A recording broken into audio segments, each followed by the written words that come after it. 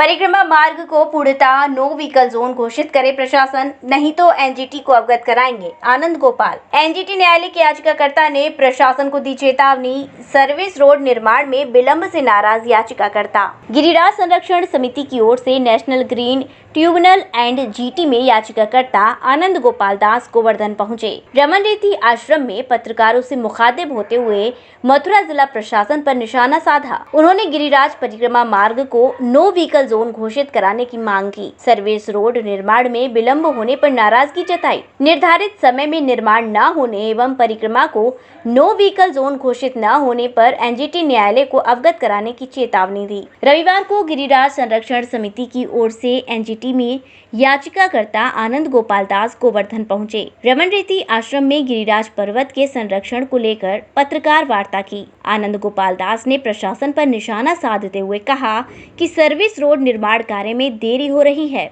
उन्होंने चेतावनी दी कि 1 माह में सर्विस रोड निर्माण कार्य पूरा नहीं किया गया तो एनजीटी न्यायालय को अवगत कराएंगे। गिरिराज परिक्रमा मार्ग में पेड़ पौधों का भी संरक्षण ठीक से नहीं हो रहा है। परिक्रमा मार्ग को न्यायालय ने नो व्हीकल जोन घोषित कर रखा है, लेकिन न्यायालय के आदेश का पालन नहीं हो रहा है और भी कई अनियमितताएं हैं।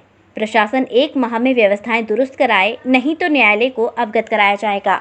बहुत दिन के बाद पहले तो मेरा गिरिराज जी आगमन हुआ है और गिरिराज जी में आकर के मन बहुत प्रसन्न हुआ कि जो लड़ाई आप लोगों के सानिध्य में हमने लड़ा उसका कुछ फल दिखा। आज सारे के सारे यात्रियों से मैंने बात किया, बहुत सारे यात्रियों से कि पहले और अब में क्या अंतर है, तो लोगों ने पॉजिटिव अपना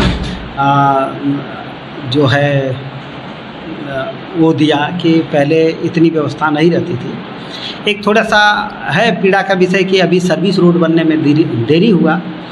सर्विस रोड जितना जल्दी बन जाएगा, कई लोगों के मन में रहता है, देखिए हमें ऐसे यात्री भी मिले जो 50-50 साल से परिक्रमा लगा रहे हैं, लेकिन थोड़े दिन के बाद उनके हाथ पांव चलते नहीं हैं। तो जो सर्विस रोड की मंशा थी कि लोग वाहनों से परिक्रमा लगा लेंगे, वो अभी नहीं हो पा रहा है। दूसरा, कई लोगों एम्बुलेंस भी परेशान हो रही हैं, भीड़ में से होकर निकलना पड़ रहा है। जगह जगह जो यहाँ लोकल ग्रामीण बस्तियाँ हैं, लोकल ग्रामीण बस्ती जो हैं वो जब उनका कोई डिलीवरी या कुछ ऐसे इमरजेंसी केस होता है तो वहाँ गाड़ी पहुँचने निकलने में दिक्कत हो रही है। तो सरकार को चाहिए कि जल्दी से जल्दी सर्विस रोड बन जाए।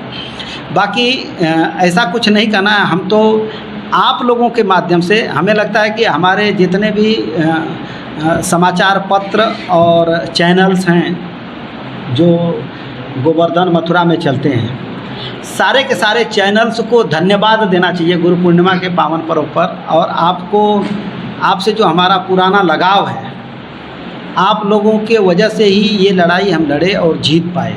महाराज जी, अभी परिक्रमा मार्ग में चेन लगी हुई है जगह जगह पे, उससे भी श्रद्धालुओं को परेशानी हो रही है। और दूसरी चीज़ ये है कि इस बार जो मेला में व्यवस्था की गई है वो काफ़ी दूर वाहन खड़े किए गए हैं, जिससे श्रद्धालुओं को पैदल चलने में बहुत दूरी का सामना करना पड़ रहा है। आपके माध्यम से मैं यही कह रहा हूँ, वही कहा हूँ कि जब ये सर्विस रोड बनेगा तो चैन का औचित्य ही नहीं रहेगा। एक आदमी को खुला रोड मिलेगा तो भीड़ में क्यों जाएगा वो, इस चैन का कोई औचित्य नहीं रहेगा, वो अपने आप फट जाएगा। लेकिन मैं बार बार कहता हूँ, प्रशासन से भी कह रहा हूँ और आपके माध्यम से जितने भी अधिकारी हैं, नेता हैं, यहाँ के लोकल नेता हैं या केंद्र में बैठे हुए नेता हैं या मंत्री हैं हमारे प्रदेश के या स्वयं योगी आदित्यनाथ हैं, वहाँ तक हमारी बात पहुँचे कि बिना विलंब के लोगों की भावना, हजारों लोगों की भावनाएं भी आहत हो रही हैं, बल्कि हजारें तो कम कर रहे हैं, लाखों लोगों की भावना, जो लोग परिक्रमा नहीं कर पा रहे हैं वो वाहन से परिक्रमा ही लगा सकते हैं, वृद्ध लोग कैसे लगा सकते हैं। दूसरा, जो लोकल लोग हैं, जो ये कहा गया कि हमारा है, तो इससे घटिया काम नहीं हो सकता और तुरंत प्रभाव से इसे रोका जाना चाहिए। और मैं योगी आदित्यनाथ जी से कह रहा हूँ कि इसका संज्ञान लिया जाए और इससे अच्छे से जांच कराई जाए और इसमें अगर कोई दोषी पाया जा रहा है तो उस पर कार्रवाई हो। परिक्रमा मार्ग में 400 ई-रिक्शा की मंजूरी मिली, क्या लगता है उसको बढ़ाना चाहिए या फिर यही?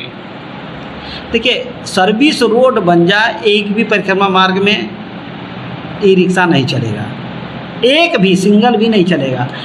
मेन बात क्या है, मुझको लगता है कि गुरु पूर्णिमा बीतने दीजिए, मैं आता हूँ और एक हम लोग मिल करके यही अधिकारियों को सबको बुलाता हूँ गोवर्धन में।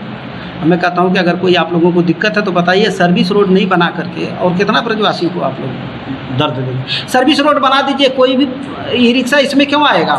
पूरे में परिक्रमा मार्ग में सर्विस रोड में रिक्शा चलाओ, एम्बुलेंस चलाओ, किसी का बीमार है तो तुरंत लेके जाओ, कुछ भी करो, सबका मूवमेंट चलेगा। क्योंकि जो सर्विस रोड है, सर्विस रोड का आप जो एनजीटी का आदेश पढ़ेंगे तो उसमें लिखा है कि प्रत्येक गली उससे जोड़ी जाएगी। तो जब हर गली उससे जुड़ गई तो मूवमेंट इस पर रह ही नहीं गया। तो इसका समाधान भी सर्विस रोड है। जो आपको समस्या दिख रही है इस समय गिरिराज में, उसका 90% समाधान सर्विस रोड है और उससे डबल फायदा होगा। एक तो गिरिराज के लोगों को, गोवर्धन के लोगों को अधिकतर रोजगार मिल जाएगा, जो गरीब लोग हैं उनको 2 पैसा रोजी रोटी का भी व्यवस्था बनेगा, और दूसरा सारे गिरिराज जी के लोग और जो बड़े बूढ़े लोग बाहर से आ रहे हैं वो धक्के नहीं खाएंगे, वो सर्विस रोड से परिक्रमा लगाएंगे, प्रेम से चले जाएंगे, मूवमेंट बट जाएगा। आप देखिए एक ही जगह पर 2 रास्ता मिलेगा तो अपने आप आज ही लाएं अपनी मनपसंद Maruti Suzuki car Uma Motors Arena से और पाएं तुरंत फाइनेंस की सुविधा कम से कम ब्याज दर पर, साथ में आपकी पुरानी गाड़ी की सबसे ज्यादा एक्सचेंज कीमत पाएं ट्रू वैल्यू में। नंबर नोट करें 9997682222।